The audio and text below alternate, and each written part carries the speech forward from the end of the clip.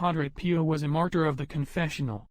He wanted souls to be cleansed of their sins in order to be more and more similar to Jesus.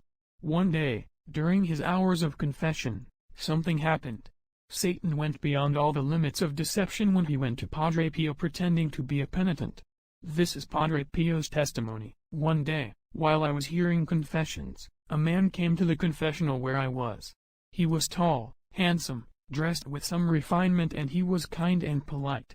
He started to confess his sins, which were of every kind, against God, against man, and against the morals. All the sins were obnoxious.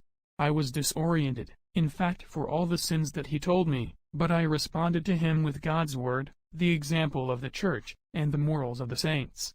But the enigmatic penitent answered me word for word, justifying his sins, always with extreme ability and politeness. He excused all the sinful actions, making them sound quite normal and natural, even comprehensible on the human level.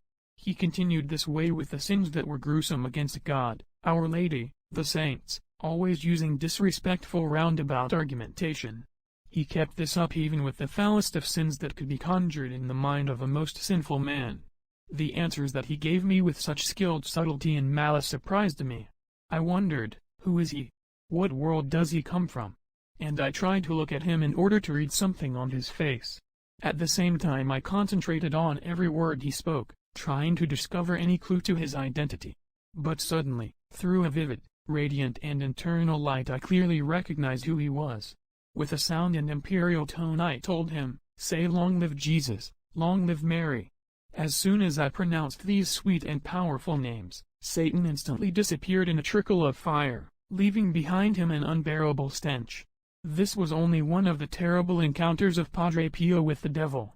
He truly was a great holy priest who wanted to save souls from the clutches of Satan. We should fear the devil, but especially, we should fear sin, unlike what Satan did and what Satan wants us to do. Let us ask Jesus the grace to have the fear of displeasing him. In this way, our love for God will increase. The Bible and the Imitation of Christ have sold over 6 billion copies combined.